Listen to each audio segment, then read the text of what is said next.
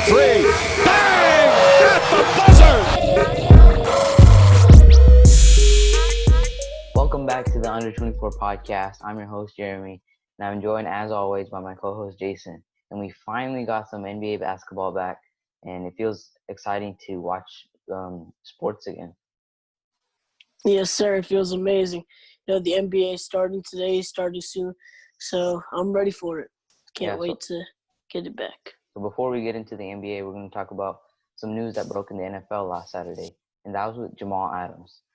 So last Saturday, Jamal Adams got traded to the Seattle Seahawks along with the fourth-round pick for safety Bradley McDonald, first and third-round picks in the 2021 NFL Draft, and a first-round selection in the 2022 NFL Draft. This helps the Seahawks as they can make a deep run in the postseason. So for this trade, what is the Seahawks ceiling with Jamal Adams on the team? Well, to me, I think it's the NFC Championship game and maybe the Super Bowl because I think Jamal Adams is the best safety in the league, and I think he beats out players like Justice Simmons, Earl Thomas, Tyrann Mathieu, Minkah Fitzpatrick, and Derwin James. They're some of the best safeties in the league, and I think Jamal Adams is the best. And they made the divisional round, the second round of the playoffs, with a defense that was 23rd in yards allowed per game, 20th in touchdowns allowed per game, and 19th in points allowed per game. So you can tell that the defense performed at a less than average level, even with a couple stars. And Jamal Adams, the thing about him is he's not just a pass defender or a run defender, but he's a complete NFL defender because you can literally plug and play him anywhere on the field and he will make an impact. There's stats out there that say that he's lined up, he spread his time around on the field for the Jets, lined up as safety, cornerback, outside linebacker, inside linebacker, slot corner. He's played a lot of positions for the Jets defense, and he can make such an impact from all around the field. And I think he's a huge boost to this defense, who I think will now be a top 10 defense in the NFL. But the only reason I think they will make the conference championship and not the Super Bowl is because there's just too many other teams that also have a Super Bowl ceiling in the NFC that are better than them as well. And I think that unless DK Metcalf, their wide receiver, takes a huge step forward that no one saw coming, I think the NFC Championship game is their ceiling. Yeah, I kind of agree with you on that point. Adding Jamal Adams was a great move for the Seattle Seahawks because their defense wasn't so great. They had an amazing offense with DK Metcalf, Russell Wilson, and all they need is defense because they were 22nd out of all NFL teams defensively last year. And adding Jamal Adams really helped because the Jets were ranked 16th, and we know they're not that great of a team. And so adding Jamal Adams can really elevate the defense because, like you mentioned, he can get a sack when you need him to, or he can get a pick six and help you on the defensive end, and that will really help Russell Wilson as he can rely on Jamal Adams for him to make plays or defensive plays or stops in the clutch, So that really helps them. But they will for sure make the playoffs. That is undoubtedly not in question because they will make the playoffs. It's just that can they make it all the way to the Super Bowl? Because they've done it before the past decade, and I think they possibly can, but it just matters where the other NFL teams are because we saw a lot of players opting out, and with those players opting out, you may see some key players opt out. So if that happens, I think I agree with your point on they can possibly get to the Super Bowl, but if players opt out, then you can for sure give it to the Seattle Seahawks. Yeah, I agree with you there. There are definitely some key players that might opt out for different NFL teams, but there was one key player on the Seattle defense that still is a free agent, Jadeveon Clowney. Now, he only had 3 sacks last season, but that's because he switched sides on the defensive line. Do you think that they still have a chance of signing him to maybe a cheaper deal now that their defense got better and he might take a pay cut to earn a championship? I think that for him that he wants to. I think that his top options are the Saints and the Cowboys. So I don't know if the Seahawks are in conversations with him anymore, and I don't know if they'll be able to have the cap space to sign him or sign him to a cheap deal because I think he thinks he's worth a lot more. And if I think some teams like the Cowboys or the Saints, if they can make cap room, they can sign him. But for the Seattle Seahawks, I don't think they'll be able to sign Kwame. Yeah, I agree with you there. But do you think that this Jamal Adams move, what part of their defense do you think will help? Will be helped most, like their run defense? Because even though he's an all-around player, he's still a safety. So what do you think will be benefited the most from him? I think he'll really help everyone around in on the defensive end because he like I said before, he can get you a sack whenever he needs to. He can get you a pick six. So I think it's wherever you insert him and wherever he thrives most. I think that if you put him in a certain position for this entire season, he'll benefit there and he'll have a lasting impact on the field. Yeah, I definitely agree with you there. He's a game changer that will definitely help them reach their Super Bowl goals. Yeah. So as I mentioned before, Jamal Adams was traded for 2 first and a third round pick. This is exactly what the Jets wanted in return for Jamal Adams. It's hard to tell who got the better haul, but for you, who won this deal? Well, for me, there's so many moving parts that like have many complications that it's hard for me to decide right now. And it really depends on how each team uses what they got in this deal. Because I think Jamal Adams, you only acquire him if your team has Super Bowl potential, and we've already established that the Seahawks definitely have that. And right now, I can't tell, like I said, until I see the players that the Jets choose with those 2 first-round picks perform. Right now, I think it's a fair deal. It was a win-win deal. I think the Seahawks, on paper, they gave too much because really the Jets originally only wanted 1 first-round pick and 1 third-round pick, but giving them 2 might be costly. But the first-round selections from the Seahawks are usually in the mid to late 20s because of how successful they are in the playoffs. And it's basically like they took Jamal Adams with the 6th pick, so it's basically trading down like from a 6th pick or something like that to like mid to late 20s picks. So I think on paper the Seahawks gave too much, but the Jets also got a starting caliber safety and a 3rd-round pick in Bradley McDougald, the starting caliber safety. I think he's a good safety that can have somewhat of an impact. He's not one of the best players, but he's definitely not bad. And I think the picks that they have do have a lot of potential, but since the Jets are the one choosing, I wouldn't be surprised if the selections aren't so good. So, like I said, on paper, Jets won, but in real life, we're going to have to see. Yeah, and right now it's kind of tough to tell who won the deal. But I think the Jets got exactly what they wanted and more with 2 first and a third round pick. And I think it depends on what happens this year or next season even possibly because if the Seahawks win the Super Bowl this year, I think the Seahawks completely won this deal. But if they don't and Jamal Adams walks, it was a huge blow on them as they dealt 2 first. And those, even if the Jets don't draft well, they can still get a good player in 2 first round picks. So I think that it's hard to tell right now, but you can tell maybe in probably 2 to 3 years. This is kind of like the same situation with Kawhi Leonard in the NBA. He got traded to the Raptors, and people thought that was a horrible deal. But we saw that when the Raptors won the championship, it was the best move that the Raptors have made so far. And DeMar DeRozan didn't really show that he was a great player anymore. So if this happens with the Seahawks, I think this is an amazing deal.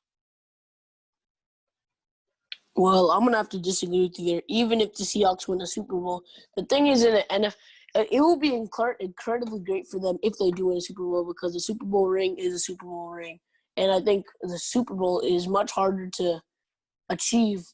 A win in the Super Bowl is much harder to achieve than in like the NBA Finals, NBA championship, something like that, because of the element of you don't know what's going to happen because it's only one game. So I think that the Super Bowl is definitely a tough thing to win. And if they do win it, I think the Jamal Adams trade will be worth it. But I don't think that that means that they will win the trade even if they do win the Super Bowl, if you understand what I'm saying. Because those 2 first-round picks, they can still get very good players because it's like 20s. It's even though it's like in the mid to late 20s, that's 20 out of hundreds of picks that are made, like 200 picks that are made in the entire NFL draft. So I think that it could really go either way, even into the future, even if if the Seahawks win the Super Bowl with Jamal Adams. Yeah, I understand your points there, and I see what you're saying with that points. But we're gonna have to move on from this topic, and we're gonna go to the NBA. And so, since last Tuesday, NBA teams have had 3 scrimmage games in Orlando against other NBA teams. This helped many players and coaches as they could get their rust off for coaches to figure out their rotation during this 8 seeding games and during the playoffs. So, which team appeared most ready for the seeding games based off of those scrimmages? Well, the one team I chose was the Miami Heat. And when you look at the Miami Heat, especially like the highlights that you saw, even in the normal game, the Heat seemed like they actually got better, even with three to 4 months off from playing basketball. And if you watch their games, you can see that they're moving the ball around and they're taking good shots and they're playing great defense. And role players like Andre Iguodala, Tyler Hero, Kelly Olynyk, and Duncan Robinson, they all look like they're ready to step up, and you could see that on the scrimmages. And I think their on-court chemistry is on point, and everyone on the team really just looks good, and they seem focused, and they look like they're ready to win games. And like I said, I think they're the biggest threat to the Milwaukee Bucks in the East. And if they keep it up, they'll definitely be the biggest threat to the Milwaukee Bucks in the East and be a scary team for everyone in the East. And to me, it won't be very surprising if they win the East because of how well they're playing.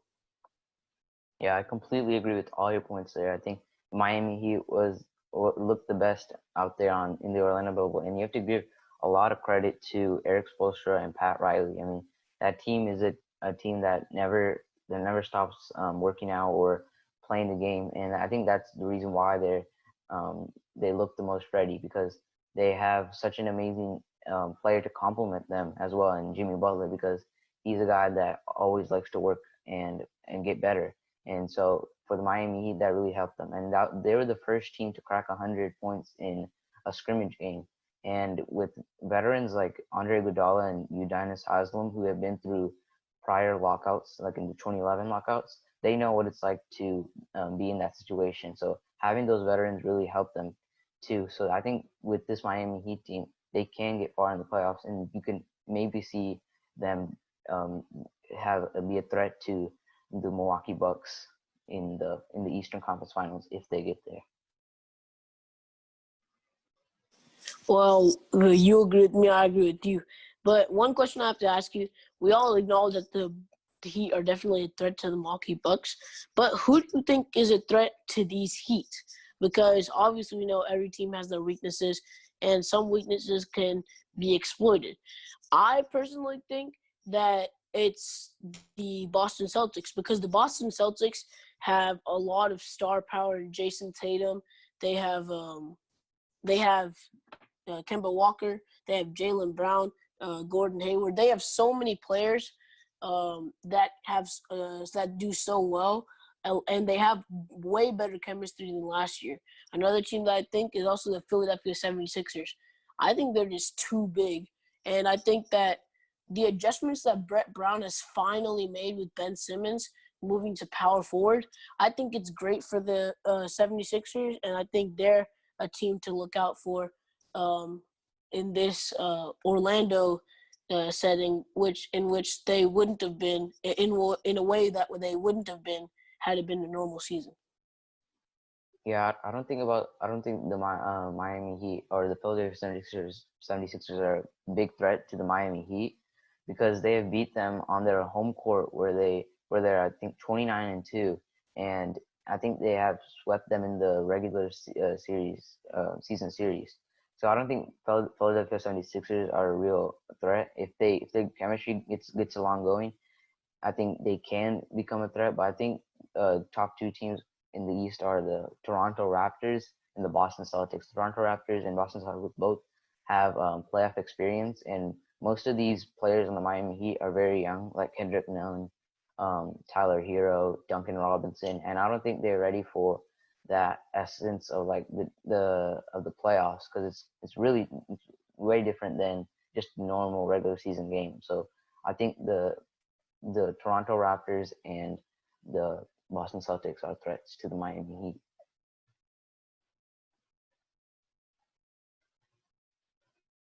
Yeah, I agree with you there. Sorry for the long wait, but who's your second team officially behind the Milwaukee Bucks?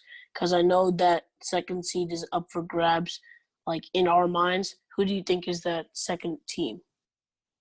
I think it's still the Toronto Raptors because they've had that championship experience, and they still managed to get the same amount of. I think they're better without Kawhi Leonard, and that was because a huge um, part of that is Nick Nurse, because he's really helped players like Norman Powell and You Fred said you VanVleet. think they're better than Kawhi without Kawhi Leonard than they were with him. I think their record is better without Kawhi, actually. Well, record, yeah, but do you think the team is better? I was confused if you thought the team was better. The team is not, I wouldn't say the team is better. Obviously, Okay, if you had a superstar, then yeah, helps you out. yeah, But like yeah. record I wise, just wanted to clear the air there. record wise, I'm saying that they were better. But Yeah. like I was saying, the Toronto Raptors have that championship experience, and adding a player like Rondae Hollis Jefferson can really help them, because they didn't have because they lost Kawhi Leonard, and this team that is still young, I think this is really their last year to be in a title contender, because most of the players are on their contract years, like Fred VanVleet, Serge Ibaka, Marc Gasol. So I think this is the Raptors' real last chance if they're not able to re-sign these players.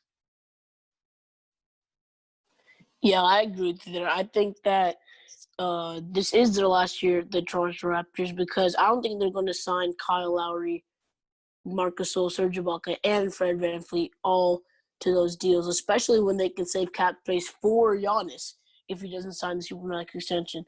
I think you could see that this next year could be a break in their contention, and if they do get Giannis, I think they could be a final. They're definitely going to be title favorites, but if not, I think they'll just begin with an accelerated rebuilding process when they already have Pascal Siakam. Yeah, I agree with your points there, and about the Raptors and about the Miami Heat and how they are the most ready team. But many players have had an opportunity to show that they belong in the league with these 3 scrimmage games and have showed out. This can help them, as they can be rotational pieces or even have a roster spot next season. So which players do you think surprised you the most during these scrimmage games? Well, we're going to have to go ahead and say the obvious, Bobo. For the Denver Nuggets, they had a huge lineup with Nikola Jokic at point guard, and I think Bobo was a small forward. It was crazy, but the 7'2" center had 16 points and 6 blocks against the Wizards in there. I think it was their first scrimmage, and that's just incredible. Saying even though the Wizards were the worst team in the bubble, I think it's incredible because it just shows how teams are going to regret passing on him just because of a foot injury. Like, he was a top 5 pick and moved all the way down to the 44th pick. And I think this is definitely yet another steal for the Nuggets. And he just showed everyone how much potential he has, because he can dribble, he can pass, he can shoot the 3, protect the rim, and he can attack the basket so well. He's basically, in my opinion, a 7-foot point guard. And I know that his production is not going to be too sustainable, but he's shown that he can be a good player when he's given the opportunity. And my second player is Seth Curry. And I'm pretty sure it's weird to have a 29-year-old as your surprise performer, but I'm going to have to go with it because we all know Seth Curry is a good role player, but I don't think many people expected him to show out in scrimmages. And that's actually what he did against the Lakers because he went 8 for 8 from the field and 6 for 6 from 3-point land with 1 for 1 from the free throw line. And I think that's his clear staple game. But even if he performs at like just 60 to 75% of this level, I think he can definitely be an X factor for these Mavericks and make them look to upset another team in the playoffs. Yeah, I don't really agree with you there. And I don't want to downplay Bobo's games, but I think that he had to play those minutes in with Denver Nuggets because mostly all their players were out, like Gary Harris, Michael Porter Jr., Will Barton, Jamal Murray. They were all out. So I understand that, but the question wasn't like, do you think that this is like performances that you can keep up? It's just like, who surprised you? Like, I don't think anyone was ready for Bol to like take over in a quote unquote take over these games. Like, even though it might not be sustainable, but I still think he surprised people, right? Yeah, I would say he would surprise me a little, but you also got to realize he was a top 5 prospect coming into the draft. And yeah, but I think everyone forgot about him until like these games. Like, I think everyone forgot about his potential and things like that. Yeah, I think he was, or he really showed out during that game.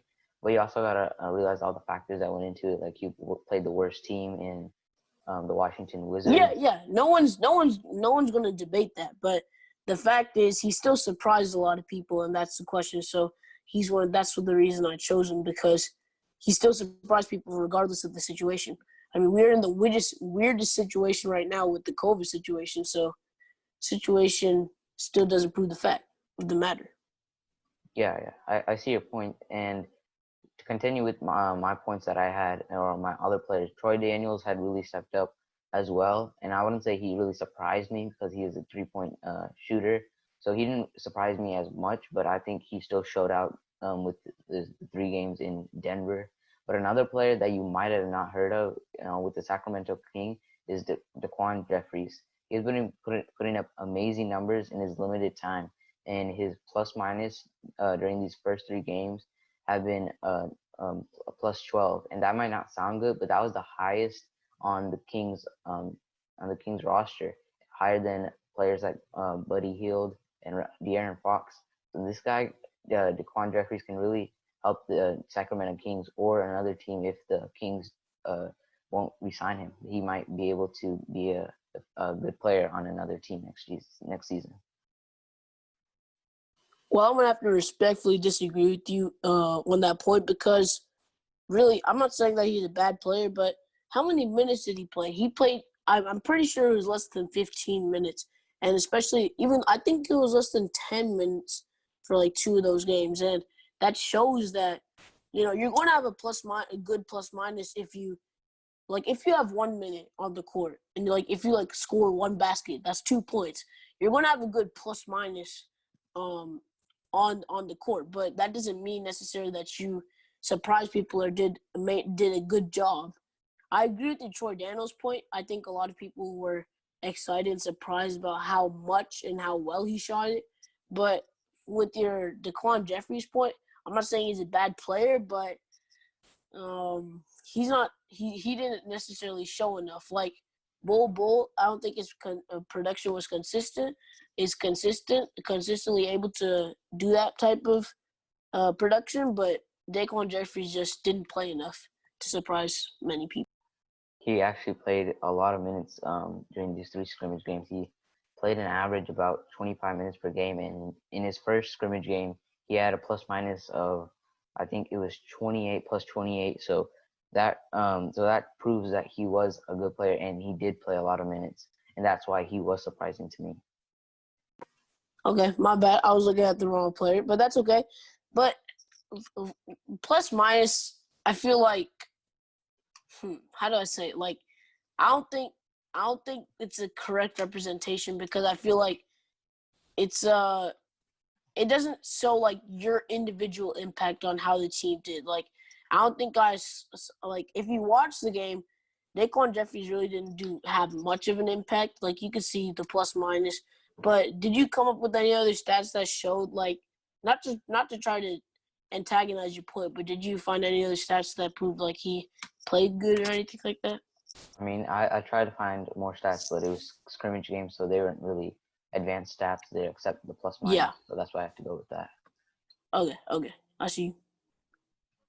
Yeah, so we'll move on to our next topic. And since teams have arrived in the bubble, many players have been injured, and this really hurts a team's chances to make the playoffs or a deep run in the playoffs. Rajon Rondo, Justice Winslow, Domantas Sabonis, and Marvin Bagley III are the top players injured. So with these players injured, how do these injuries affect these teams' chances? Well, I think for the Kings and Grizzlies, I don't think it makes too much of an impact on how they're going to do because I don't feel like they were going to either have a chance of making the playoffs or really have a good chance of making the playoffs. But for the Pacers, I think this really hurts them. But I think it really depends on how serious the injury is. If it's like a 1 to 2 week injury, I think they might be able to handle it. If it's like a couple, not a week, but like a couple days injury, I think they might be able to handle it. But more than like 2 weeks, it's going to be costly for them because the 8 seeding games are only spanning for about 2 weeks, and once they get into playoffs, they're really going to need him because he was such a big part of their team. Because he averaged 18.5 points per game, 12.5 rebounds per game, and 5 assists per game on the season. And if he is lost for the season or more than the majority of the season, I think the Pacers go from dark horse title contenders to like a good playoff team who should make it to the second round and not much further. It's kind of like the Jazz situation. I compared the Pacers and the Jazz. I think they're very similar in their respective conferences, but just like the Jazz, with such a huge player on their team going down, for the Jazz is Bogdan Bogdanovic, and for the Pacers it's Domantas Sabonis. With Domantas Sabonis going down, I think it's a huge loss for them, especially if it's a serious injury, because they've already lost Jeremy Lamb and Victor Oladipo, and Victor Oladipo has yet to show his old self, like his most improved player level self. And like I said, it really depends on the seriousness of the injury, and I think that really could make or break this team's success in the playoffs. Yeah, I agree with you there. For the Sacramento Kings and the Memphis Grizzlies, it doesn't really affect them too much because they haven't played many games, and with Justice Winslow, he hasn't played any games with the Grizzlies, so they don't have to really change anything at all. And for the Kings, Rashawn Holmes has stepped up in Marvin Bagley's absence, so for the Kings, they didn't have a real chance in the playoffs anyways, so it doesn't really affect them too much. And before the Pacers and the Lakers, it really hurts them because, like you mentioned with the Pacers, if Domantas Sabonis is out for 1 to 2 weeks, which is basically the seeding games, they could drop all the way to possibly the 6th or 7th seed, and that means they will have to face either the Toronto Raptors, Boston Celtics, or Miami Heat, and they could easily get beat in that first round. And I don't think that's good for the Indiana Pacers because they were swept last year against Boston.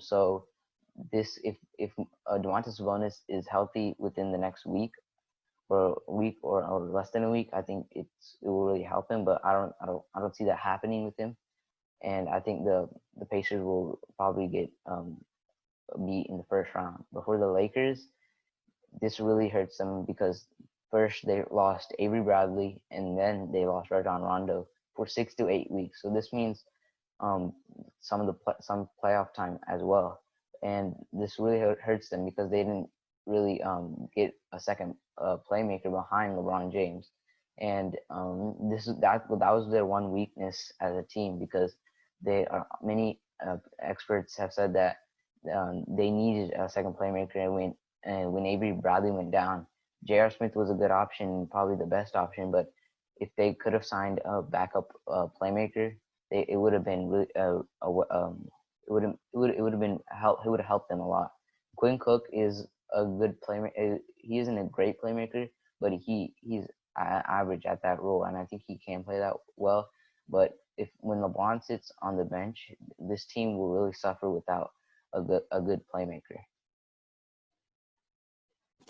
Well, I'm gonna have to disagree with you there. I think the Lakers. I don't think they're in too bad of a position. I don't think Rondo, like as he was currently playing, we know playoff Rondo is a different monster, but as he was currently playing, I don't think he, I don't think he was doing too good to help this Lakers team. Like a lot of people were kind of mad that he was still on the team after the trade deadline, but I think his experience is going to be something they need, and I think they can make it deeper into the playoffs to the point where he will be able to return while they're still in the playoffs. So I don't think it will be too much of a problem for them. J.R. Smith and Dion Waiters are both really good additions for them, and Quinn Cook is also pretty good at his role as a facilitator and scorer. So I don't think they're going to suffer too much from Rajon Rondo's injury. I think he'll definitely be helpful, and he's very good in the playoffs when it comes to dissecting the other team's strategies. But other than that, I feel like it won't play a huge role if they do lose it, like anywhere in the playoffs. I don't think the Rajon Rondo injury will play a huge role, but I don't think they're going to miss him too much either. I think it will kind of hurt them because when LeBron's on the bench, they don't have a playmaker. They had Avery Bradley, but he opted out, and now Rajon Rondo is injured. So it will really be tough for the Lakers, and they'll for sure make it to the playoffs and pass the first round, even without those two players. But it will hurt them when in situations like in the clutch when Avery Bradley was supposed to be in that like the last 5 minutes of the game in the clutch situation, and they don't have that anymore, and so it will hurt a lot. But hopefully these players will come. Rajon Rondo will come back to help the Lakers possibly win a championship this year. So for these teams that lost a player, they that those minutes are gone from for the team. They have to replace them. So this means they'll get more players will get more time on the court to fill for these players' absences. So how can these players' respective teams replace their minutes? Well, let's go ahead and start with the Pacers.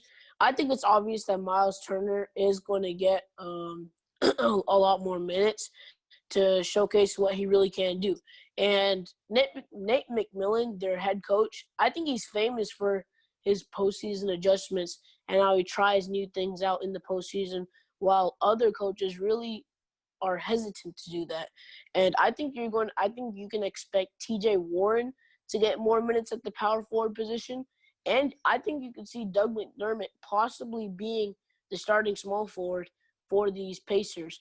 I think he'll be able to show what he can do as a laser three-point shooter. TJ Warren is a certified scorer. He can score from anywhere, and he can play good defense as a power forward down low in the post. And Miles Turner will continue to anchor their defense and help out greatly on the offensive side of the ball. So even though Domantas Sabonis is a huge loss for the Pacers talent-wise and rotational-wise, I think they do have the players who could step up in his absence. But for the Kings, I could see Harry Giles III and Jabari Parker each seeing like 12 more minutes of playing time. And that'll really give them more of an opportunity to show how good they can really be. I think Richaun Holmes may eat some of those extra minutes for those two, but otherwise than that, I think you could see Harry Giles and Jabari Parker taking like a quarter longer in the game. But if they don't perform well, I think both of these two, they could show they have potential, or they could show that they're wasting their potential. And if they don't perform well, I think this could be close to both of their final chances in the NBA. And for the Grizzlies, I don't think it doesn't affect them because Justice Winslow never played a game for them. But yeah. Yeah, some of your points I agree, and some of them I disagree. For the Pacers, I agree with you, and I think Miles Turner will get more minutes.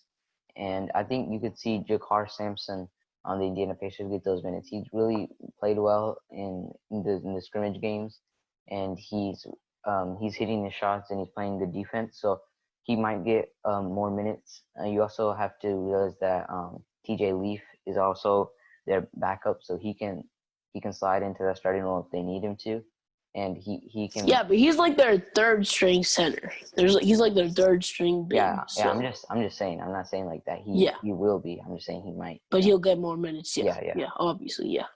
Yeah. For the Lakers, it will be kind of tough because they have J.R. Smith and Dion Waiters, and they're not really known as ball handlers and facilitators. I think they'll just give each of those two a couple more minutes to see what they can do to lead the maybe second unit possibly. Yeah, it will be tough, but because they'll have to get kind of used to it, and I think they've been okay at that during these scrimmage games. And I think the chemistry will bond together more, and Frank Vogel, the coach, will find a backup facilitator for LeBron James. And before the Sacramento Kings and the Memphis Grizzlies, they don't really have to do much. And this is where I kind of disagree with you on Rashawn Holmes and Marvin Bagley. I think Rashawn Holmes had the starting role, and I think Marvin Bagley only played 13 games this season. So they didn't have to. They've been rolling with the same rotation this entire year almost. And Harry Giles has been the backup to Rashawn Holmes. So I don't think it will really affect them too much because I think they'll all get the same minutes. You could possibly see. I mean, Jabari to Parker. me personally, I understand that he only played 13 games, but I think you could see a little uptick in the minutes for Harry Giles III and Jabari Parker. But yeah, I agree with you. It's not going to impact their decisions too much. Yeah, I think that they're going. No, they don't have to make that many changes since they're not contending really for that playoff spot, and they have a very young team who's lost one of their top two players in Marvin Bagley, top three. Yeah, I agree with you there. So we see the Kings and the Spurs. These both have young cores that lost some of their best players. What do you think is more important for them, looking to develop and give experience for their young core, or actually trying to make the playoffs during this Orlando bubble experience? I think for both teams, they need to play their young players. For the Spurs, they have DeJounte Murray, Derek White, Keldon Johnson, the rookie. And I think those players, they need to develop during these 8 games. And I don't think Coach Greg Popovich really expects them to make the playoffs. I mean, you never know what's in Greg Popovich's mind. You know, he might help this team make the playoffs, but I don't see that really happening. I think he's just going to play their young players and just get their chemistry going for this young group of guys. And for the Kings, are the same thing. You'll see a lot of players like Kyle Guy might get some minutes during these games, and Buddy Hield and De'Aaron Fox, they'll get a lot more minutes bonding together. And so I don't really see these teams as playoff teams, and I don't think these the Kings and the Spurs will see themselves as a playoff team. So I think they'll just play out their young players and play their young players. Yeah, one last question before we go into the next topic. You just talked about Buddy Hield getting more minutes. Who do you think deserves that starting shooting guard position more, Bojan Bogdanovic or Buddy Hield? It has to be Buddy Hield. I mean, I don't like last season. You looked at them and they were, I think about two or three games away from that 8th seed. And so I think Luke Walton hasn't done an amazing job coaching this team, and I think Bogdan Bogdanovic is a great 6th man for the Kings, and that really hurt Buddy Hield's and Luke Walton's relationship, as they weren't really happy. Buddy Hield wasn't really happy with Luke Walton putting him on the bench, but I kind of understand because he wasn't doing that well. But you also got to realize that all players go through slumps where they're not that great, and you have to just let them play it through, and you can't just sit a player during that. And I think that Buddy Hield really deserves that starting spot, and he always has. Yeah, I agree with you there. I don't know why they fired Dave Gorger last year, but I think it was a mistake, and I think that Luke Walton's rotation can definitely be improved if they had wanted to have a chance to making the playoffs. Yeah, so we'll go on to our next topic, and this is our last week doing our series where we look at all the bottom 8 teams and list some things that those teams could do to improve for next season. This week we'll talk about the Golden State Warriors. This team has really been dealing with injuries all year and are looking to contend next season. If all their players are healthy, will the Warriors truly be title contenders next year? Well, I'm gonna have to say that with the current group, I won't say they'll be the favorites, but I think they could definitely win the championship. And at the worst, I think they're dark horse contenders because their core is still there. They still have Steph Curry, Klay Thompson, Draymond Green. I don't know how Klay Thompson is going to return, but I can assure you, because his game isn't very reliant of his athleticism, I think he's going to be doing just fine and playing at an all-star level with Steph Curry playing at a near MVP level next year. And they also added Andrew Wiggins. I think they made a great trade, creating Kevin Durant into D'Angelo Russell, and in turn making Andrew Wiggins in a top 3 protected pick, first-round pick from Minnesota next year. I think they did a great job with that trade. But obviously they have the best backcourt in basketball. I don't think there's really any competition besides maybe CJ McCollum and Damian Lillard. And they don't have great depth or a great center, but I trust them because they do have the mid-level exception. They have a $17 million trade exception from when they traded Andre Iguodala, and they have a top 5 guaranteed draft pick to work with. And I really trust the Warriors front office because they haven't really made any wrong decisions in the past couple of years. And I think after the offseason, with all the moves they're going to make in free agency, they could definitely be favorites next year. Yeah, I agree with you there. I think if all their players are healthy, that this team can be maybe the third team in the West to win championship right under those LA teams. And I think that Draymond Green had a bad year this year because he really relies on Steph Curry and Klay Thompson, and without them, he wasn't really the same player. So you may see Draymond Green have a big season next year as well with Klay Thompson and Steph Curry back. And they also added Andrew Wiggins, like you mentioned. I think he's a great player for the Warriors, and he's really revived his career this season with the Timberwolves and the Warriors. And so I think they got a good player. I think he's a little overpaid for what his production is, but I still think he's a good player that the Golden State Warriors can help make that superstar that other people or other GMs thought they would. I wouldn't say he's a superstar, but I think he can become that star that the other people that thought they would become. But I don't think they'll get too far in the playoffs or make the finals again next season because they don't have really an experienced bench. All their bench players are almost rookies or haven't had that much playing time with the Warriors during the postseason. So I think that's why they won't get too far in the playoffs, and they probably won't make it to the finals next season. Well, I'm a Warriors guy, so I know my Warriors stuff.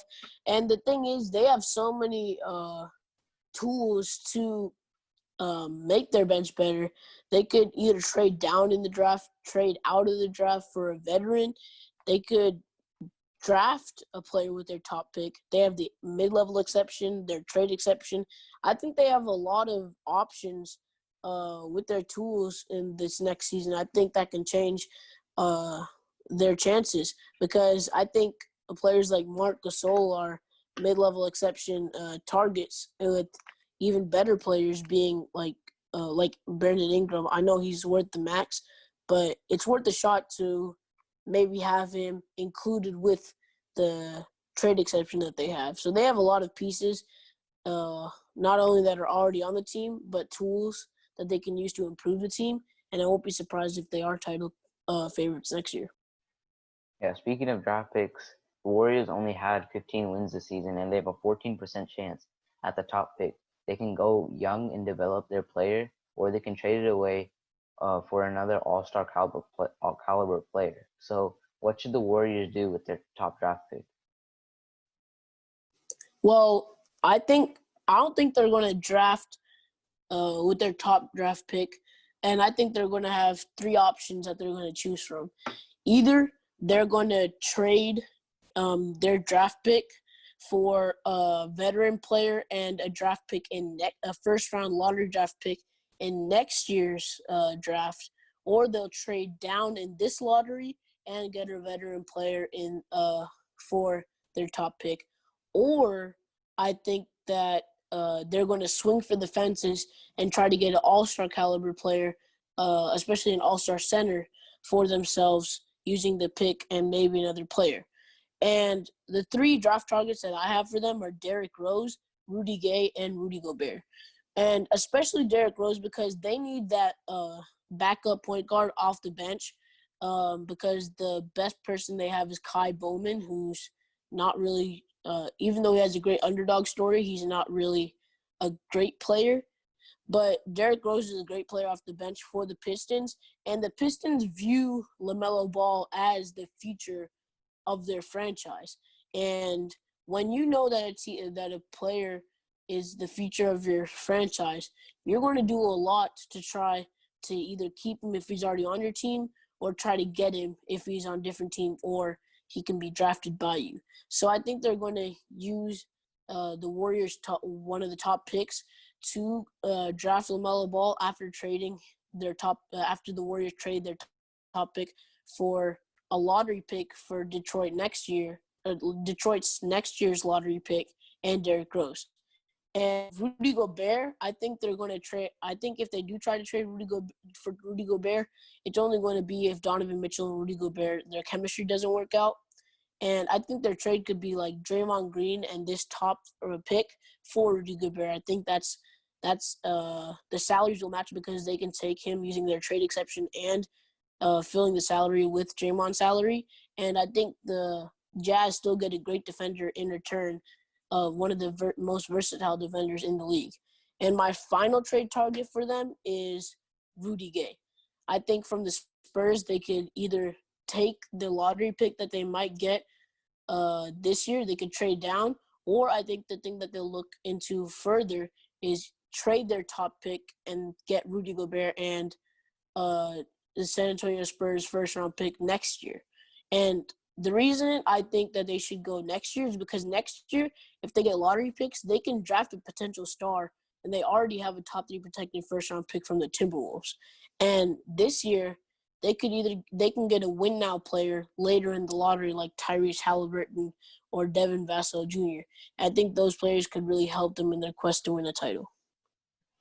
Yeah, I think the Warriors should trade this pick because this year's draft class isn't as good as previous years, like Zion Williamson, Luka Doncic. So there isn't really a player the Warriors are targeting, or a player that's for sure going to go number one.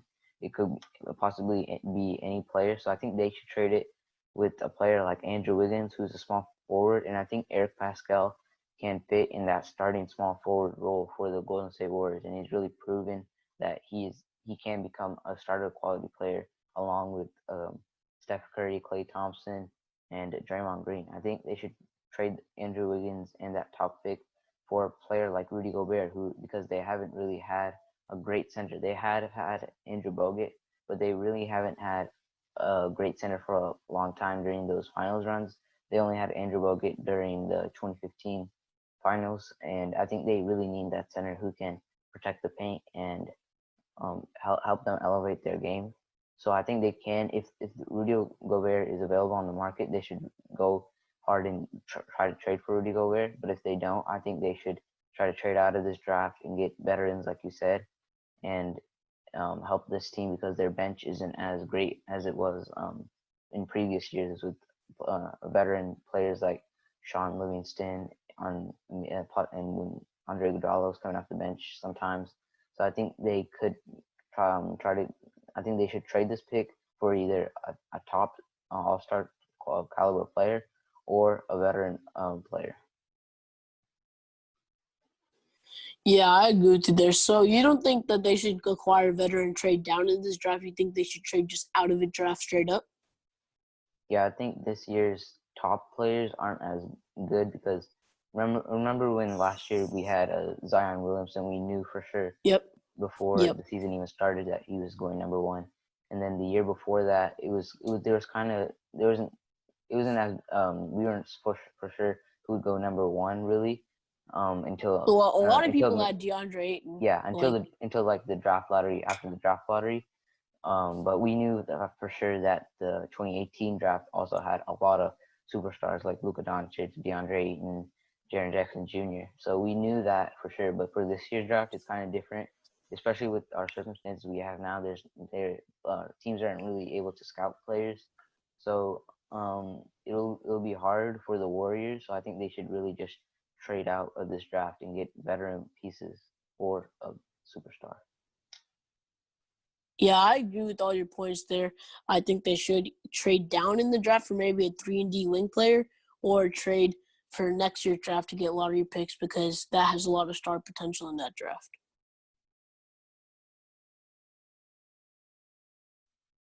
Yeah, so this is the end of our podcast, and if you enjoyed, please subscribe and like this video. And we post every Friday on this channel, so make sure you stay tuned for our next podcast next week, every Friday. And next week we'll talk about all these games that have been going on since the NBA finals started, and we'll see y'all then.